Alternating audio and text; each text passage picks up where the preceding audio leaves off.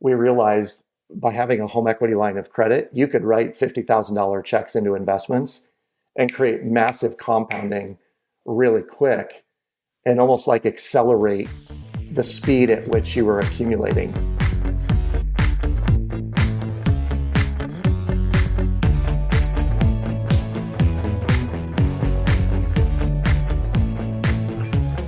Welcome to The FI Show, where you get a behind-the-scenes look into financial independence. Here's your host, Cody and Justin.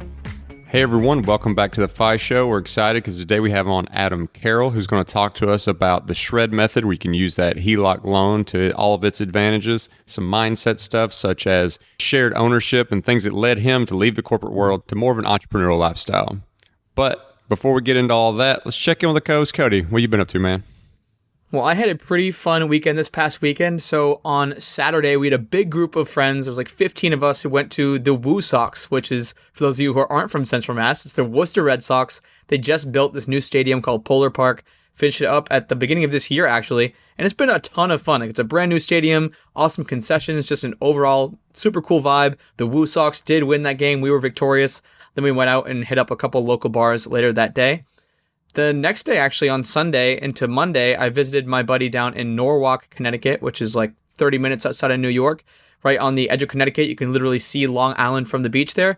And we just caught up, hadn't seen him in a while, and it was a ton of fun. So, got to say, this weekend was a success on the fun meter. How about you, Justin? Well, we're actually still out in LA. We're house sitting for a friend who's got an adorable little French bulldog named Hugo. We're out kind of near Manhattan Beach, if you're familiar with the area. And this weekend was a good time. Like, most of it was just kind of relaxing around on like Friday night, Saturday morning. But then we went and did some actually test driving some vehicles. So I'm considering buying an actual new vehicle. I know that's the FI police are probably going to come after me for that one. But, once you get to a certain point in the journey, I think, start enjoying it a little bit. Sunday, we have a friend out there who I met through the Air Force who's stationed out here, who's actually swimming between Hermosa Beach Pier and Manhattan Beach Pier, which I can't imagine doing like a 2-mile swim in ocean water, like horizontally across it. Like, I don't know. That's next level to me. I would have drowned swallowing so much salt water. But so we're here for another little over a week. I'm just enjoying our 2-week stay here in Los Angeles. But now that you got a good take on what we've been up to, let's take a quick moment for our partner. Keeping track of your net worth is one of the most important things you can do on your journey to financial independence. If you don't have an idea of what your net worth is, there's no way that you can keep your quote-unquote score. One of our favorite tools to keep this score is called Personal Capital. If you haven't already started using it, it's an online software that basically compiles all of your data, it crunches all your assets, all your liabilities, and spits out a net worth number and allows you to track it day by day, month by month. Yeah, Cody, one of the big things that hold people back when they're doing activities like tracking their expenses or tracking their net worth is just they look at it as a big burden. And this allows you to go in with one username and one password and access as many financial accounts as you have. These can be loans, these can be 401ks, these can be HSAs, bank accounts, credit cards. They're all linked there. The other thing I really like about Personal Capital is it's very investing focused. So you can go in there and look at your allocation across your entire portfolio. So you don't just look at your allocation in one type of account, but your allocation as a person completely. And if you want to use the same tool that me and Cody use to track our net worth, which is completely free, you can do so at thefishow.com/PC. That's thefishow.com/PC. Alrighty, so on today's episode, we have Adam Carroll. Adam Carroll has been a leader in the personal finance space for over a decade now. This guy has multiple TED Talks. He has spoken at over 1,000 universities, high schools, all sorts of different events, and we were super lucky to have him on, share some of his money mindset, share his story, talk about what Justin briefly mentioned at the beginning, the SHRED method, where basically you're using your HELOC as your checking account. And you'll understand once we get into the episode why that is so powerful and how, if you do have that extra discretionary income coming in month over month, how you can pay your mortgage off incredibly fast. We also cover a bunch more on mindset, including shared ownership, building a value list to help you prioritize what is important to you and where you should be focusing your time, and so much more in this episode. It's a great breakdown, Cody. People definitely want to go check out this HELOC method. It's something that's not talked about just a ton in the personal finance space. So it's a unique thing you could learn and a tactical tool you could use in the tool belt. If you want to get the links to Adam's resources and just the general show notes for the show, you can do that at thefishow.com/Adam. That's thefishow.com/Adam. Take it away, Adam. The story goes that my dad was a very abundant guy. He had an abundant mindset all the way growing up. And so I grew up believing that we were this mass affluent family because we had everything. Like we had a nice house and all the trappings that would entail. We traveled, we ordered stuff from J. Crew when the catalog came, that kind of thing, And he always laughs because he's like, "Oh God, we didn't have enough money. We didn't have two nickels to rub together. We were definitely not affluent. We were lower middle class, if anything." And I think what I learned growing up was that I had this impression of what being successful or financially successful was. And my folks were just trying to create a lifestyle for us. And what they didn't tell us was that it was going on credit card every month. And I didn't really find that out until I'd been in college and I had taken on those behaviors. So, I was a 22-year-old recent college graduate with $27,000 in student loans, $8,000 in credit card debt. I was upside down in my car. My dog had just died at home. My girl had left me at school. It was like a bad country western song. So your parents are kind of giving this facade where you think everything's fine. You think that's just kind of normal. Anyways, you probably don't even understand what kind of like debt's going on in the background. You've racked up your own debt. At what point do you start seeing that, not that it's not normal, because it is normal. It is what most families are going through, but maybe that it's not the best route? It was actually a woman that I met my senior year in college, who is now my wife, and we've been married for 21 years. So it was a really welcome chance meeting, getting in touch with her. But when she heard my story and knew my situation, she said, "Listen, you got to get rid of your debt or I'm going to get rid of you." And I was like faced with this very straight ultimatum of what to do. And we had a long conversation about it, about how she was raised, how I was raised. And we came to the conclusion that we didn't want to live this way. If we were going to be together, we wanted to live differently than both of our parents lived. And so it was we got married at the age of 24. And from 24 to 26, we lived on one income. And the reason we did that was number one, we wanted to figure out, could we live on one income? And number two, with the other income, could we blast away every ounce of debt we had? And we did it in about 25 months. We paid off close to $50,000 in student loans, car loans, credit cards.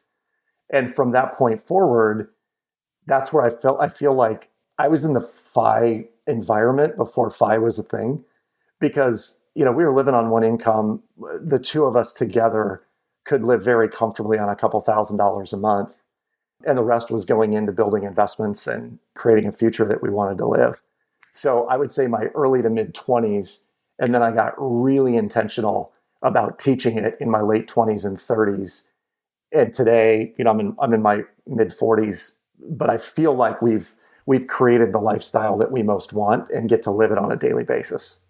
So that's pretty atypical for someone in their mid-20s, especially decades ago. Now there's so many tools at our fingertips. Like Justin and I had all these podcasts, we had all these YouTube videos, all these books that kind of talked about early retirement, financial independence, living on one income. But, you don't really have that, I'm guessing. Was there a guide? Was there a book? Was there a mentor that told you like, "Hey, Adam, you should try this and, pay off your debt, live on one income, invest the rest, and then you can, have this financial freedom thing"?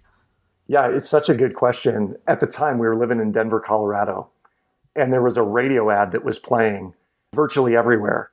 And it was this dude named John Commuta, which probably doesn't mean anything to you guys. But John Commuta was a publisher, and he figured out he could self-publish these books. And the book was called Debt into Wealth, I think is what it was called. Essentially what he did was he taught you how to do either the snowball method, could be the avalanche, and then he taught a couple other really specific strategies, which I'll talk about later. And when I read it, I was like, this is brilliant. And why don't more people do this? And so my wife and I, because I think the way we were wired partially, we followed the book to the letter. Literally everything that he said to do, we did. And it allowed us to become debt free within a couple of years. It wasn't until like maybe 5 years later that I was introduced to Financial Peace. And Dave Ramsey had published that book, and then he published The Total Money Makeover. Well, I read that and was like, geez, I've been doing that for 7 years now, so. But John Commuta was like the OG. He was the original gangster in this space. So, whether it's paying off debt or just like stacking on money, like net worth increase, but it feels different. Like paying off debt, it just feels different. So when you got done paying off the debt, Did the urgency change? Did your mindset change? Or did you just keep going with it? When people talk about paying off debt and they refer to debt payoff fatigue, it's very real. When you're in the middle of it, you're feeling like it's a slog, that it's never going to be paid off. It's taking forever. And we had some strategies that John had recommended in the book, but it was things like, put all your debts on the refrigerator, put a big red line through it every time you pay one off, have it all front and center so you know exactly what's there and what's left. We got done with all of our debt payoff, and candidly, we had like $300 to $3,500 a month in discretionary income when we had everything paid off. And when you got an extra like 36 to 40 grand a year at the age of 26, you kind of feel like you're a multimillionaire. I mean, it's a lot of money. And so we took trips and we blew, 2 or 3 grand a month for like 3 or 4 months, and then started realizing what we could do if we got really intentional about that money. And that's where, we started looking into real estate investing and doing, some dollar cost average investing, maxing out Roth IRAs, that kind of stuff. But it wasn't really until we had a mortgage big enough that we were really feeling the pinch of, God, that's a lot of interest that we're paying on that every single month, that we then were like, okay, let's direct this energy into blasting away our mortgage. We've been mortgage free multiple times in the last 7 to 9 years. And we do it very strategically. But for us, it's just part of FI. Like, we love having fewer bills. And when you can get by, we have a family of 5 that gets by on a very, very small amount of money, not because we're scrimping and saving, but we just don't have a lot of outside expenses. And so all the extra discretionary is either used to blast away debt or to build real wealth. And I think this is where most people are racing towards. And I feel really good about where we're at in the process, and hopefully can inspire other people to do the same, because, it takes a little consistency and discipline, but the aftermath is 100% worth it. So during those first few years when you're paying off the debt and then ultimately starting to invest, were you both in quote unquote traditional jobs, or had you dipped your toes into the entrepreneurship waters yet? Yeah, good question. So my wife is a nurse by trade. She had a great job, and she was working when we first got married, she was working a weekend package, and then it shifted to an evening package. And so she was gone much of the evenings. I would work all day long. She'd leave at 4 o'clock or 7 o'clock sometimes, and then work through the night. So we had limited amounts of time that we were hanging out, unless it was weekend or there were certain days off she had. So we were both in pretty traditional jobs. I was working for a division of Monster.com, the job search company. And I think if I went back and looked at the numbers, she was making $42,000 a year, and I was probably making $38,000 a year or something. She was my sugar mom at the time, you guys. It's a little joke we have. And now the tables have turned. It wasn't until I met a couple of gentlemen who were really incredible entrepreneurs and got me reading Rich Dad, Poor Dad and the Cash Flow Quadrant and Think and Grow Rich. They said, read this again and again and again until you get it. And it was probably about 5 years into our marriage where I was like, hey, I have an entrepreneurial itch and I want to go do this. And she was saying, there needs to be a lot of money in the bank. And so there was a book actually that we read together called Smart Couples Finish Rich by David Bach. And in the book, he said, ask your significant other, how much do you need in savings to feel safe and secure at any given point in time? And I remember very distinctly, we were fairly new in our marriage. And I said that to my wife, and she goes, $20,000. And candidly, you guys, I thought she'd hit the Listerine too hard that morning, because I was like, are you out of your mind? Like, that's a lot of money for 20-somethings.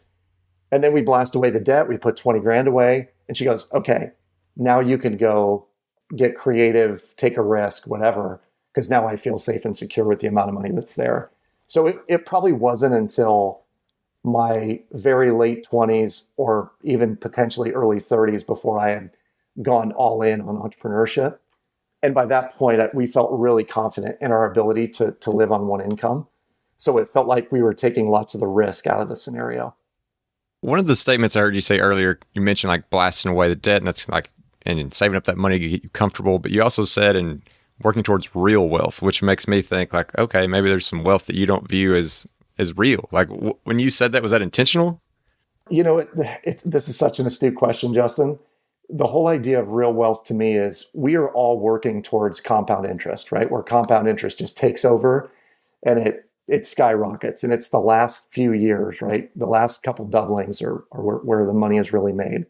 And a great example of that, there's a book called The Psychology of Money that just came out not too long ago. And he talks about Warren Buffett, that Warren Buffett is worth $85 billion or something like that right now.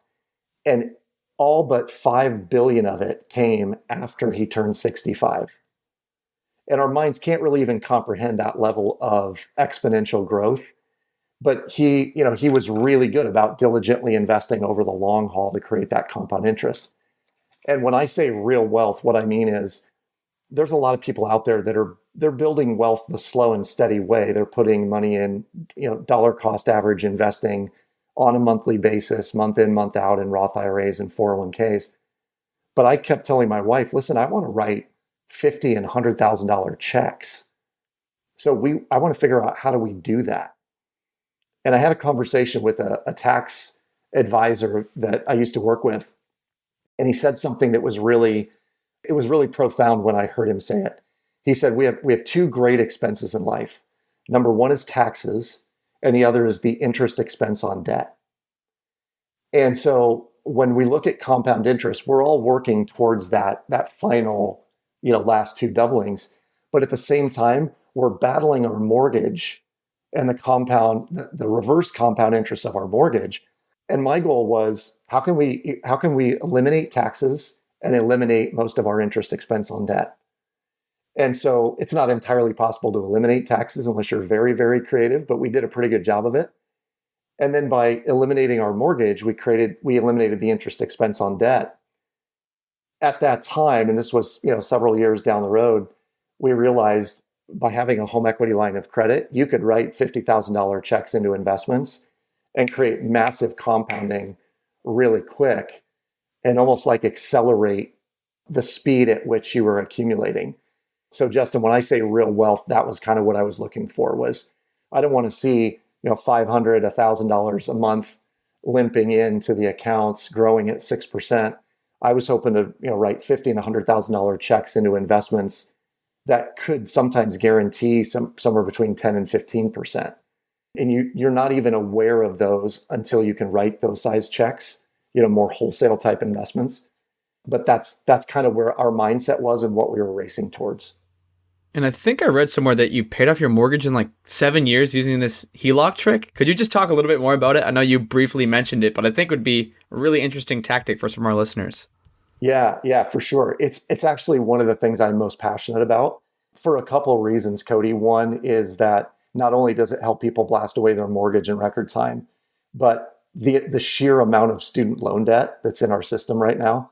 I think the last statistic I saw was there are over 700,000 people who owe over $200,000 in student loans. Whoa.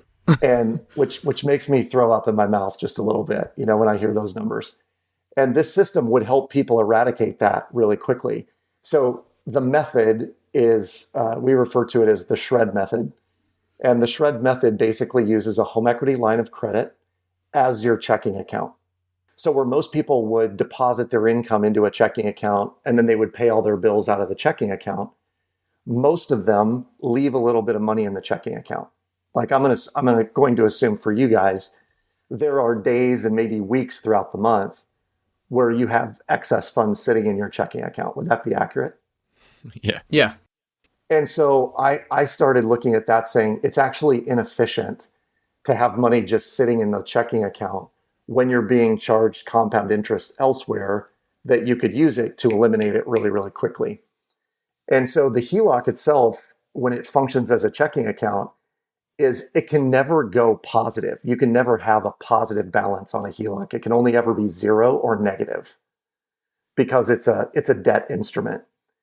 And so as your income goes in, if you have a $5,000 income event, well, you better deploy $5,000 of that somewhere, right? Because you can't have a positive number in that HELOC.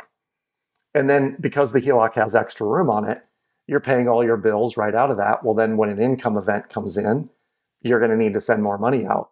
especially if you have a relatively high discretionary income. If you've got $1,000 or $2,000 a month that you're playing with, this thing is really powerful. But the way that I describe it to people is, if you're living relatively paycheck to paycheck, or you have a little bit of discretionary income, call it $100, $200, $300, $500 a month, I want you to imagine that you have one of those desktop shredders that you can do a couple sheets of paper at a time. That'll help you shred your debt. Maybe not as fast, but it'll shred it. If you have $1,000 or $1,500 a month, now you've got like one of those kind of mega shredders where you can put a whole booklet in and it'll take care of it. But if you've got $5,000 or $10,000 a month in discretionary income, this is like a tree grinder, and you can get through a mortgage in months, like 18 to 24 months. And when you do that, you save hundreds of thousands of dollars in interest. You create tons of liquidity and equity, and you create the ability to go invest in more wholesale type investments. So let me pause there because I know there's always questions. Yeah, I'm just thinking through it. I want to make sure I understand the connection between what's different, what you're doing different there versus if you've got the extra $5,000 a month and you just write a check against your, for your mortgage to paying it off or whatever high interest debt you have. Yep. It's, it's very similar, Justin. Like you could just take the extra $5,000 and put it against your mortgage. The advantage of the HELOC, number one, is its liquidity. So if you made a $5,000 lump sum payment to your mortgage, the mortgage is a one-way street. The money goes in, but it never comes out again until you refi or you sell your home. The HELOC, the home equity line of credit, is a two-way street. Money comes in, money goes out. And so having a HELOC is really important because if you put $5,000 in and all of a sudden you need a new furnace or your wife decides the car needs to be replaced, in the back of your mind, you may be like, oh, well, shoot, I just put $5,000 in. When you're using the shred method, you just look at the HELOC and go, oh, well, we have liquidity. It's right there.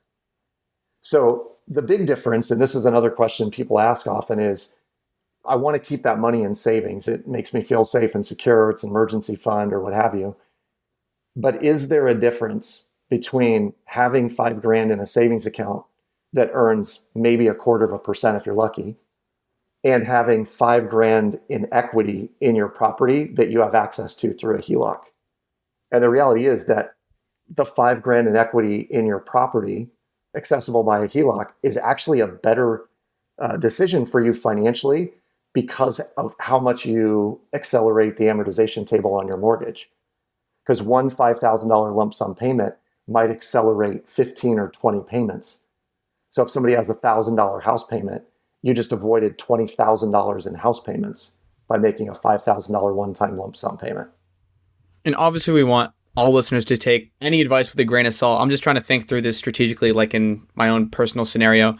Are there any recommendations or guidelines, Adam, when you're telling people to use this strategy? Like, if someone's already super leveraged on their mortgage, they just took their mortgage out last year, you probably wouldn't recommend like just maxing out your HELOC and just keeping it at the maximum amount of credit out at all times. Like, do you have any rough numbers or just general advice that you can give to people? Yeah. And this is a great kind of asterisk on this plan because it isn't for everybody. I tend to be fairly contrarian. And as a general rule, I think most fire enthusiasts for sure are pretty contrarian. Like we're not doing what everyone else is doing. Some of the numbers behind this, you've got to have discretionary income. I mean, if you are spending more than you're making on a monthly basis, it just flat out doesn't work. So $200 to $500 a month is great. If you've got $1,000 a month or more, you'll be blown away how fast the system actually shreds your debt. As far as the HELOC goes, you really need a HELOC that's about 150% of what your take-home pay is on a monthly basis. So if you're taking home $5,000, you need $7,500 minimum on a HELOC available to really take advantage. And if you can access 10 or 15, it actually does move it along a little bit faster, but it's up to you how much of that you use, obviously.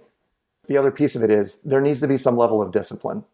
So if you've got two people that are prone to maybe spending and no one's really keeping track of the books, that system doesn't work real well. You got to have one person at least that's like sinking their teeth in, really figuring out how to make this work and becoming sort of what we would call a shred devotee. Like they're a shredder through and through. They know exactly what to do and how to do it.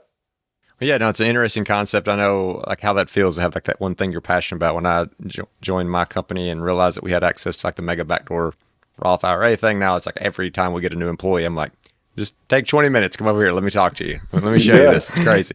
You blow people's mind. So, I know you mentioned that it was your, at the time girlfriend, now wife, who really got you into personal finance, but now obviously you're full throttle in it.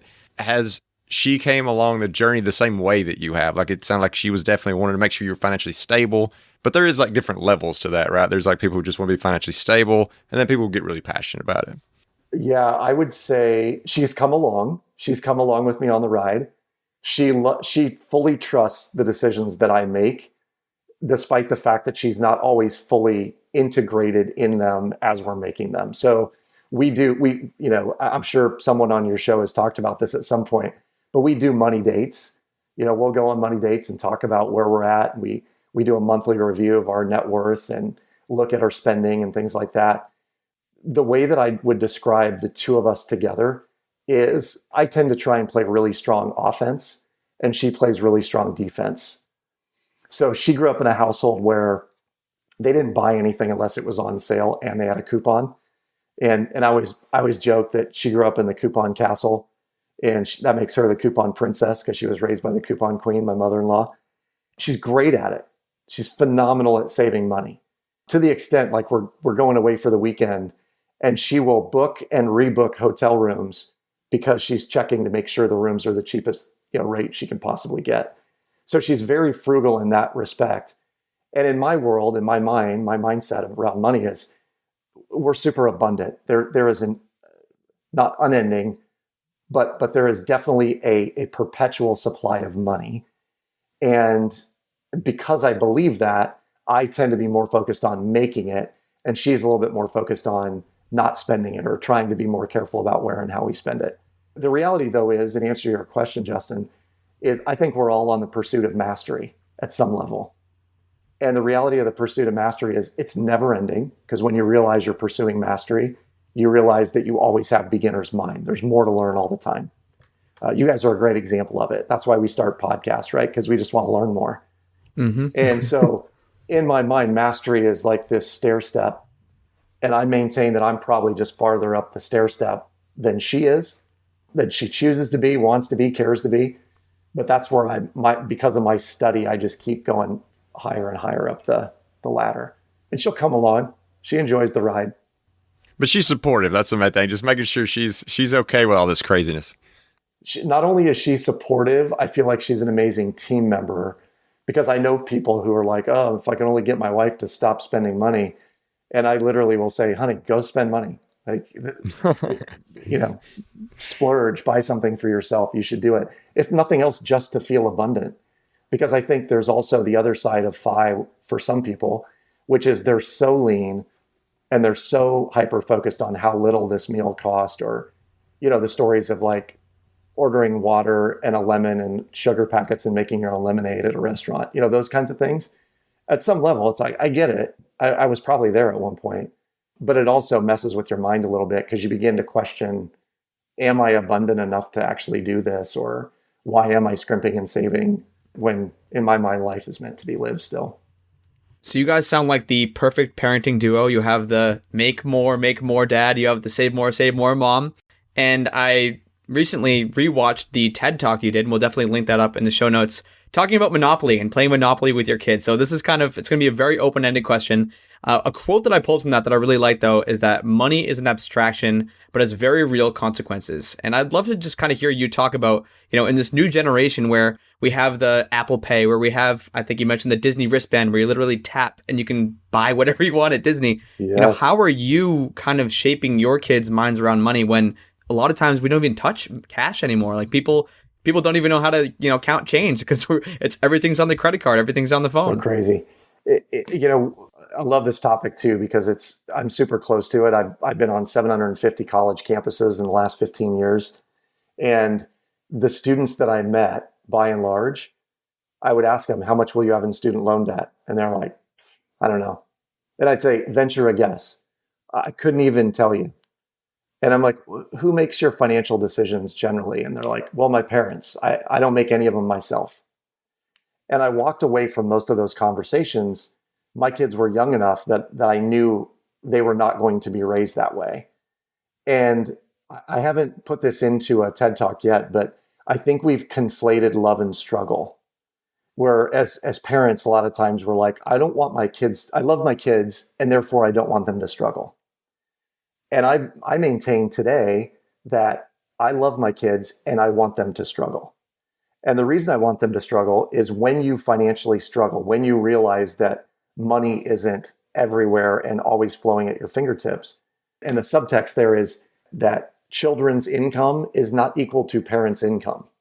You know, I have some very, very wealthy friends whose kids are like, Dad, how come we don't have a house in Montana? How come we don't have a private jet that flies us over there? And I was like, you should be seriously concerned, because your kids, they don't know lack. They don't know what it's like to not have all this. And the fear is that they will always assume that Dad's going to help them out, or it's going to be there. So for our kids, at a very early age, we said, we're going to give you money. It's going to be allowance. It's based on chores that we all do to keep the house running. And it's probably money that we would spend on you anyway, but now you're going to spend it. So you have to manage it. You have to keep track of it. You have to realize it's finite. And realistically, what happened was they started saving money based on some of the values and, candidly, rules that we put in place. And once they started saving and they hit $500 in savings, they were like, well, I'm going to hit 1,000. And it was like, well, I'm going to hit 2,000. And I said to my daughter, who's about to leave for college, your goal should be to have 10 grand in the bank before you leave. And so now she's like, okay, I'm on this track where I'm going to put away 10 grand. For my boys, I have a 13-year-old who's, close to probably 3 grand or 3,500 in an account. And I said, okay, now it's time we need to invest this. And we need to look at crypto. And we need to look at all these things to get you interested and excited about it. And I think that's the main takeaway, is that kids get it when you allow them to get it. And more parents need to actually engage their kids in a way where, like, hey, make your own mistakes. Here's there's $50 in allowance a week or a month or whatever you can afford. But now you got to buy your friends birthday presents, and you got to buy tickets to the game when you go. And if you want to go to Dairy Queen or go eat donuts, that's on you. That's not on me. And they do, and they make really great decisions when they do it. And all of those are, just teaching moments. Yeah, I mean, I think the struggle part thing is interesting, because I think there's countless stories where somebody did struggle and they look back on it and they reflect on it and they think, oh my, that's the best thing that ever happened to me, that I had to figure it out on my own. But yet at the same time, like you said, as we see a lot of parents who look at their children and they just think, well, I'm not doing the best for them if I make them struggle, even though they know they probably struggled and that was good for them. I know for me, like the fact that my parents didn't have a penny saved for me to go to college was the best thing that ever happened to me. At the time, I wasn't excited about it, but and so like not all the time is it like intentional, but if you know that tool works, even if you have the money to give your children, you can still choose to either withhold it or to, like you said, kind of turn some money over to them and make them use it and make their own decisions. But as we're talking about kind of educating the next generation youth, you mentioned you go to all these college campuses. Just kind of curious, like, what led you to doing that? What is it that you're talking to these college students about? I know you mentioned some of the questions you ask them, but like, what is that you're really trying to get in the heads of these college students? What started it for me, honestly, Justin, was I was working for Monster.com, the job search company. I was speaking on high school and college campuses. And the message we were delivering was one of making high school count or making college count. And it was more about studying, getting to know your professors, being engaged, getting good sleep. It was super lame, in my opinion. Like, even as I delivered it, there were times I was bored. But what I was excited by were the questions that students would ask afterwards, because some of them would come up and say, hey, my grandma gave me 2 grand. What should I do with it? And they would say, my parents haven't told me a thing about money, so I'm just curious, how do credit cards work? And I went to the folks at Monster and I said, there needs to be a money program. We need to deliver a money program around this. And they're like, hard to find sponsors and we're not interested and blah, blah, blah. So fast forward 3 years, I and a partner started talking about it. And he's like, do you still have that money program in the back of your mind? And I said, yeah, I could probably write it over the weekend. And he goes, let's write it. Let's write a book about it. And essentially the message that we were giving to college students was, there is a game that we all play with money, and we are playing it every day, whether we believe it or not. We are always playing the money game. And the reality that I found was that most students didn't know the rules of how to play. Many of them didn't even know they were playing a game with money. And so the message really was, hey, you are playing a game with money right now, and you're either winning the game or you're losing the game. And the reason you're losing is you don't know the rules, so here are the rules. And the rules very simply were things like, if you can eat it, drink it, or wear it, it doesn't go on plastic. And these were very specific for college students, right? Like, don't put on credit cards things that are consumable, because you're paying for them years into the future. One of them was, if you do for 2 years what most people won't do, you can do for the rest of your life what most people can't do. And so I would tell them, if 2 years you spend applying for scholarships, you'll probably never pay another student loan in your life, because you'll have your entire college career paid for. So we were given like really concrete things to do. And amazingly, today, I run into students. I mean, some of the students that I talked to early on in my career are now like in their mid-30s. And they'll come up to me and they'll say, if you can eat it, drink it, or wear it, it doesn't go in plastic. And I'm like, this blows my mind that some of these things that we said still stuck. You leaving Monster.com actually made me think of one of your YouTube videos that I watched, and it was about shared ownership. And I didn't really have a term for why I really hated my corporate job toward the end before I quit. And that's like exactly it. I just feel like I didn't have that at all. I'm not going to spoil it though. I want you to hopefully kind of explain it to the audience. And then, was that the case with Monster.com? Is that why you ultimately left? It was. Gosh, yeah, it totally was, Cody. I mean, the programs that were being delivered were written by, and nothing against this gentleman, but he was a very analytical guy who did not understand or write in a way that 14-year-olds were responsive to. And so, 14-year-olds generally are the most apathetic human beings on the face of the earth anyway. And so trying to hold their attention, we were like, hey, we need to spruce this up. And how do we do this? And they're like, no, not interested in your input.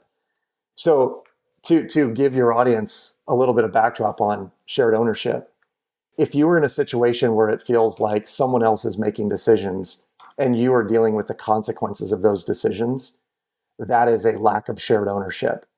And in most organizations today, where that comes in is, the boss or the senior level folks make a decision.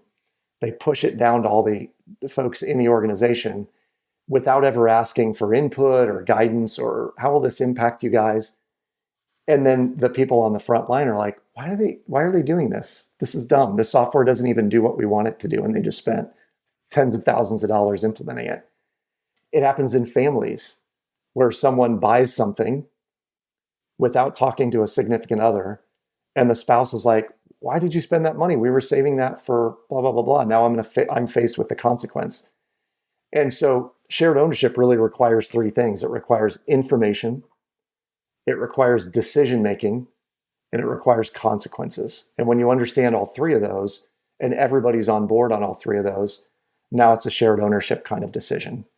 And I will say that model, it works well with kids. It works really well with my wife, because we'll talk about like, hey, this was not a shared ownership decision, or we need to have some shared ownership with the kids. So let's talk to them about this vacation that we're talking about. Because the last thing we want to do is be like, okay, kids, we're going to Minneapolis. And they're like, oh, Minneapolis sucks. I don't want to go to Minneapolis. So instead, we're like, where would you like to go? We're thinking these three places. Here's the different decisions we need to make as a family. Here's the consequences of those. And then once we've made it, it's like, okay, all hands on deck, and now we're good.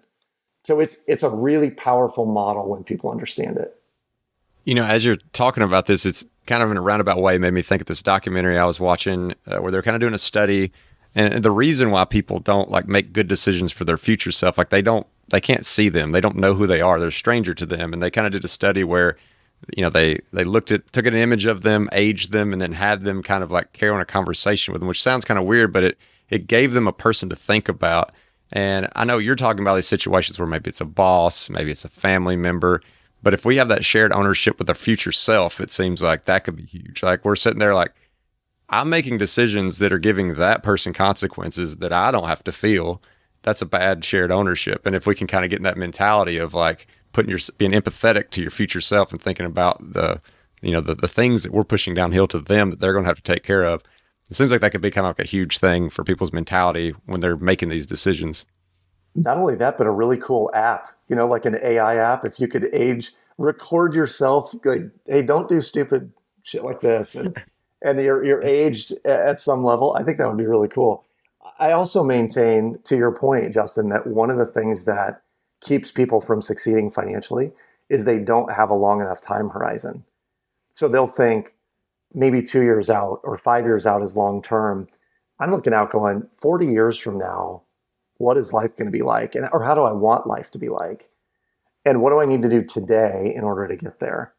Going back to the Warren Buffett example, the reason he's worth $90 billion is because he started at age 11 investing, and he's had 75 years of investment experience. That's forethought. Like that is a long-term plan.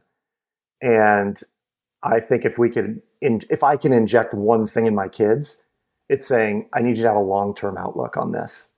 Like not what's a year or 2 years or 5 years out. What does 20 years from now look like? And are you willing to do the work today that makes 20 years away amazingly simple? Something else I think that's really important that I've also heard you talk about is core values. And, you have to have some direction. You have to have some hierarchy of like, this is the most important thing to me for X, Y, and Z reasons. This is the second tier. This is the third. I think it was 5, if I remember correctly, that you generally recommend to people. How do you go about building your core values, and how can our audience go and build their own set? Yeah, great question. The podcast that I've been doing since about 2015 is called Build a Bigger Life. And it was generated from the idea that we should all be building a bigger life, not a bigger lifestyle. And the reason that I said it was I saw a lot of students get out of school and they would immediately lifestyle up. They get the car, they'd get the house, they'd get clothes, they'd go out to eat, they'd take trips. And when they did that, they would often have a really small life. They were working all the time, didn't feel like they could take time off. There was no savings. They felt stress and pressure. And I had a really big life. Like we could travel. At the time, my wife was working 3 days a week. She bumped down to 2 days a week. I was working, maybe 80 to 100 days a year doing speaking gigs and creating content. And it felt like there was this really big life to be had. And so I wrote a book called The Build a Bigger Life Manifesto, which was based on the interviews that I was doing through the podcast. And in the very first chapter of the book, Cody, there is a values foundation building worksheet. So if you go to buildabiggerlife.com, you can download the form that will actually walk you through the steps to get to your 5 core values. And I really maintain that if you're frustrated in your job, or you feel like life could be more, or it's not giving you what you're looking for, it's a high likelihood that you're probably not living into those core values. There's 2 or 3 that are probably off. And in the middle of quarantine, connection is one of my core values. And I 100% knew that I was not getting my connection value satisfied. And so I started encouraging small group meetups. And, once I did that, then it felt good. I was meeting with entrepreneurial minded folks and we were sharing ideas, and it was just like, hey, let's do a whiteboard session for whoever's interested. And typically 5 to 10 people would show up and we'd have these amazing meetups. But it was all because I was feeling just weird. And I looked at my core value list and I was like, well, connection, that's it. I'm just not connected to enough people. So Adam, this has been like an awesome interview. You've had so much good information, and I know there's going to be a lot of listeners who want to try to look for some of your resources, whether it be some kind of like workshops they can do, some videos they can watch to help them try to build this like bigger life that you're talking about out there. Where's the best place for them to do something like that?